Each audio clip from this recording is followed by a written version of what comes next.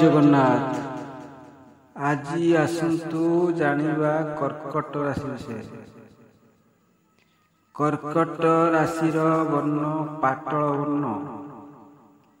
ରାଶି ଆକୃତି କଙ୍କଡା ସଦୃଶ୍ୟ, କଙ୍କଡା ଭଳିଆ ଦେଖିବାକୁ। ଜଳଚର ରାଶି, ପ୍ରାୟତଃ ଅଧିକ ଟାଇମ ଜଳରେ ରହୁଥିବାରୁ ଏହାକୁ ଜଳଚର ରାଶି ଭାବରେ ଗଣାଯାଏ। କର୍କଟ ରାଶିର ବ୍ୟକ୍ତିମାନେ ଧର୍ମ ପ୍ରିୟ, ଧର୍ମାଚରଣକାରୀ, ତୀର୍ଥ ଭ୍ରମଣ କରନ୍ତି ମଧ୍ୟ। ଶାସ୍ତ୍ର ପ୍ରିୟ, ଗୁଣବାନ, କ୍ଷମତାଶାଳୀ, ପରୋପକାରୀ ଏସବୁ ଗୁଣ ତାଙ୍କ ଦେହରେ ରହୁଛି। ଶତ୍ରୁକୁ ବଶ କରନ୍ତି, ଦମନ କରନ୍ତି। ସର୍ବଜନ ବଶକାରୀ, ସମସ୍ତ ଜନଙ୍କର କୁ ବଶ କରିବାର ଶକ୍ତି ଥାଏ।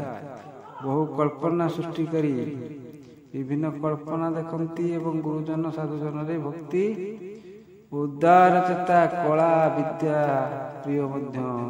ବୁଦ୍ଧିମାନ, ଚତୁର, କୌଶଳୀ, କାର୍ଯ୍ୟରେ ବିଚକ୍ଷଣ, ଦୂର ସତର୍କ ଦୃଷ୍ଟିଯୁକ୍ତ, ଦୂରଦୃଷ୍ଟି ସମ୍ପନ୍ନ କର୍କଟ ରାଶି। ଦୀପ୍ତି ଦେହ, ଭୋଗବିଳାସୀ, କାମ କ୍ରିୟାରେ ଅତ୍ୟନ୍ତ ପ୍ରିୟ। କ୍ରୋଧ, ଲୋଭାସକ୍ତ, ଏମାନେ ଯାହାକୁ ଭଲ ପାଇବେ ଦଣ୍ଡେ ବି ଛାଡ଼ିବେ ନାହିଁ। କଙ୍କଡା ଭଳି ଜାବୁଡ଼ି ରଖିବେ ଏବଂ ଯାହାକୁ କୋଉ ଦୃଷ୍ଟିରେ ଚାହୁଁଥିବେ ତାକୁ କଙ୍କଡା ପରି କାମୁଡ଼ି କାମୁଡ଼ି ଖଣ୍ଡିଆ କରିଦେବେ। ଏମାନଙ୍କର ଅହଂବଣ ପରିପୂର୍ଣ୍ଣ ଥାଏ। ଶରୀର ଗଠନ ସୁନ୍ଦର ଥିଲେ ମଧ୍ୟ କଫ, ପିତ୍ତ, ବାତ, ଦେହି ଏହିସବୁ ଲାଗି ରହିଥାଏ। ଏହିମାନଙ୍କର ଯେକୌଣସି ଗୋଟିଏ ହେଲେ ମଧ୍ୟ ରୋଗ ସୃଷ୍ଟି ହେବାର ସମ୍ଭାବନା ଥାଏ। ଅନେକ ଗୁଣ ଥିଲେ ମଧ୍ୟ ଆନ୍ତରିକ ଦ୍ୱନ୍ଦ୍ୱ ସୃଷ୍ଟି ସବୁ ସମୟରେ ସ୍ଥାୟୀ ରହିଥାଏ। ଧର୍ମ ବିଶ୍ୱାସ କରି ଚାଲିଥାନ୍ତି, ଧାର୍ମିକ ଥାନ୍ତି। ଅଧିକାଂଶ ଲୋକ ଦରିଦ୍ର ଥିଲେ ମଧ୍ୟ ଗୁଣରେ ବିକଶୁଥିବାରୁ ସେ ସମ୍ମାନିତ ଓ ପୂଜନୀୟ ହୁଅନ୍ତି। ଆସନ୍ତୁ ଦେଖିବା ଆପଣଙ୍କର ରିଷ୍ଟ ଗଣନା ବର୍ଷ ଅନୁସାରେ 2, 6, 8, 12, 16, 22, 28, 32, 38, 42, 52, 63, 72 ଏଇଭଳି ପଡ଼େ। ଏମାନଙ୍କର ଅଧିକ କ୍ଷୟକ୍ଷତି, ରୋଗ, ସୁଖ, ଅଗ୍ନି ଭୟ, ଜଳ ଭୟ, ଶତ୍ରୁଘାତ, ଜନ୍ତୁଘାତ, ବିପଦ ଇତ୍ୟାଦିକୁ ସୂଚାଏ। ଏହିସବୁ ଇଷ୍ଟ ଯୋଗରେ ଏହିସବୁ ହୋଇପାରେ। ତାହାର ନଗ୍ନ ଠାରୁ ଚନ୍ଦ୍ର ପଞ୍ଚମ, ସପ୍ତମ, ନବମ, ଦଶମ, ଏକାଦଶ ଏହି ଘର ମାନଙ୍କରେ ଶୁଭ ଦୃଷ୍ଟି। ବୁଝିହେଲା?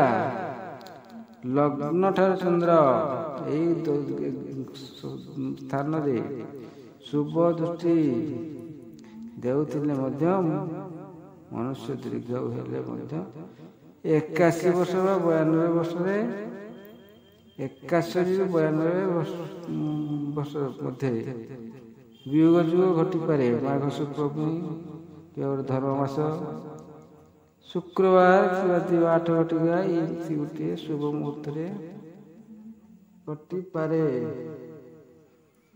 ତେଣୁ ଆସନ୍ତୁ ଜାଣିବା ଶ୍ୱାସ ରୋଗ ଓ ଉର୍ଦ୍ଧ୍ୱବାୟୁ ଯୋଗ ମୁଖ ସୁଖ ମୃତ୍ୟୁ ପାଏ। ଦେଖିବା କର୍କଟ ରାଶି 4, ବୈଶାଖ, ପୁନର୍ବସୁ ନକ୍ଷତ୍ର, ଦେବଗଣ ଏମାନେ ଧର୍ମ ବିଶ୍ୱାସୀ ଓ ନିୟମରେ ପ୍ରତ୍ୟୟ ଅଟନ୍ତି। 4 ବା 8 ପୁଷ୍ୟା ନକ୍ଷତ୍ର, ଦେବଗଣ ଏମାନଙ୍କର ବିଭିନ୍ନ ଦେବତାରେ ଭକ୍ତି କରନ୍ତି। 4, 1 ଶ୍ଳେଷା ନକ୍ଷତ୍ର, ଦାନବଗଣ ଏମାନେ ତାମସିକ ଭାବେ କଟାନ୍ତି। ଶୁଣନ୍ତୁ, ପୁନର୍ବସୁ ନକ୍ଷତ୍ର 4 ବା 7 ପୁନର୍ବସୁ ନକ୍ଷତ୍ର ସହିତ ଏ ରାଶି କର୍କଟ ରାଶି ଏବଂ ପୁନର୍ବସୁ ନକ୍ଷତ୍ର ହେଇଥିଲେ ଏମାନେ ଦେବଗଣ ଆଚରଣ କରନ୍ତି ସତ୍ୱ ଗୁଣ ସାତ୍ଵିକ ଗୁଣ। ଏମାନେ ଲାଜକୁଳା ରହନ୍ତି, ସୁପଥ ଧାର୍ମିକ ପଥରେ ଚାଲନ୍ତି ସରଳ ଏବଂ 4/8 ପୁଷ୍ୟା ନକ୍ଷତ୍ରରେ ଇଏ ମାନବ ଗଣ। ଏମାନଙ୍କର ବିଭିନ୍ନ ଦେବତାରେ ଭକ୍ତି ଥାଏ। ଏବଂ ଅଶ୍ଲେଷା ନକ୍ଷତ୍ର, ଏଇଟା ହେଉଛି ଅସୁର ଗଣ ଦାନବ ଗଣ 4/9। ଏମାନେ ବହୁତ ସ୍ମାର୍ଟ ଏବଂ ଚତୁର ବଦମାସି ଟିକେ କରିବେ ଏବଂ ଓଭର ସ୍ମାର୍ଟ ବହୁତ ଚାଲାକ ହେବେ, ସାହସୀ ବୀର ଏମିତି ହବ। ଆଉ ଯେଉଁମାନେ ଗଲାରେ ନରଗଣର ସେମାନେ ମିଡ଼ିୟମ ଦେବେ, ରଜଗୁଣ ସମ୍ପନ୍ନ ସେମାନେ। ତେଣୁ ସାତ ରଜ ତମ ଏଇ 3 ଗୁଣ ଧରି ଏହିପରି ରାଶି ବିଚରଣ କରେ। ତେଣୁ ଆପଣଙ୍କ ପିଲାଙ୍କର ରାଶି ସହିତ ନକ୍ଷତ୍ର ଦେଖନ୍ତୁ, କେଉଁ ଗଣରେ ଅଛି ଦେଖନ୍ତୁ, ତାପରେ ବିଚାର କରନ୍ତୁ। ରହିଲି, ଜୟ ଜଗନ୍ନାଥ, ନମସ୍କାର।